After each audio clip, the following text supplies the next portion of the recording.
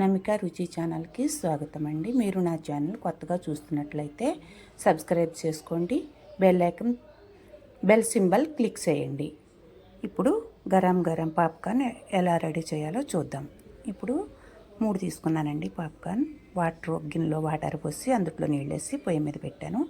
ఇప్పుడు అవి ఉడుకుతున్నప్పుడు అందులో సాల్ట్ వేద్దాం. పిల్లలు చాలా ఇష్టపడతారండి. ఈవినింగ్ స్నాక్స్కి చాలా బాగుంటుంది.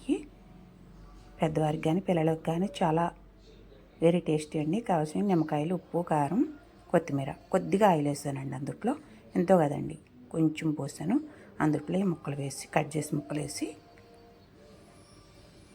అందులో కొద్దిగా సాల్ట్ ఫస్ట్ కొంచెం వేసానండి, ఇప్పుడు కొంచెం వేసాను. అందులోనే కారం, దాంట్లో నిమ్మరసం వేసి బాగా తిప్పుకొని పచ్చివాసన పోయేంత వరకు వేయించుకోవాలండి. కొత్తిమీర వేసి గార్నిష్ చేశాను.